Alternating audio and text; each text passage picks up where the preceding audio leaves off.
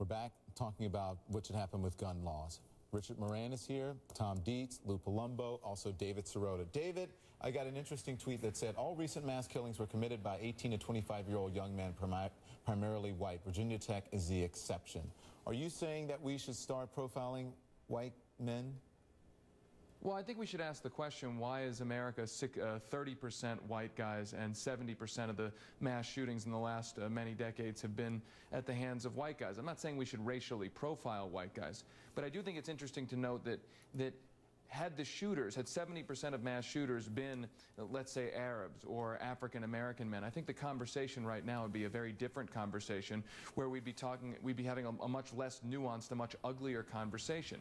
And I think that we need to be asking the question right now I think we need to be asking the question about why the composite is so similar. Why are 70% of these mass shootings at the hands of white men? Is not to say that they should be racially profiled, but to ask the question, why is the composite so similar? Let's explore that. Let's ask that question, because it's an important question in light of a political climate right now where there's a lot of what I've called the white victimization narrative out there. This idea that white people are being kept down, this idea that white people are being oppressed. Does this have anything to do with this? I think it's worth asking the question. And you wrote an article for, was it Slate?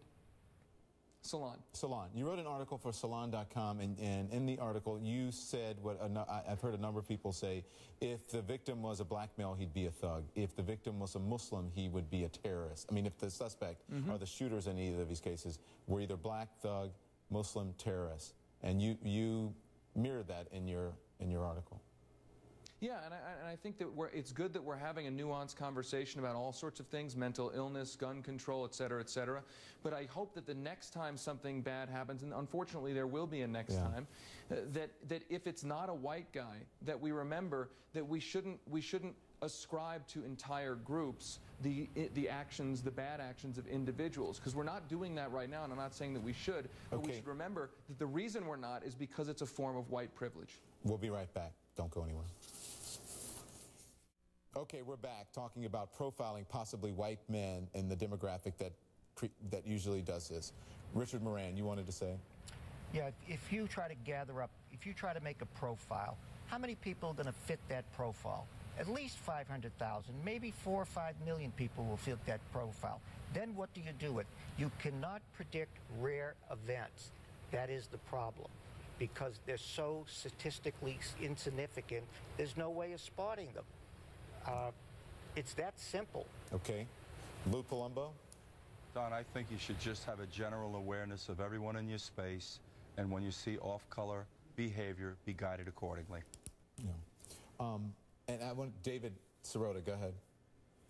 Well, my response is I think that everybody that just said was exactly right. But I hope the next time when something happens and it's not a white man at the center of it, that the same logic will extend to that person and those groups as well. My point here is that we tend to individualize crime by whites while ascribing to entire groups of people the actions of individuals if those individuals are non-whites. That if these were all Arabs who had been doing these mass shootings, we would be having a conversation about what to do about the Arab community. Right now we're not having a conversation about what to do with the white male community, because white privilege suggests that we should never ask those kinds of questions. And I don't think racial profiling is a good idea. I don't think it's successful, but we should remember the double standard.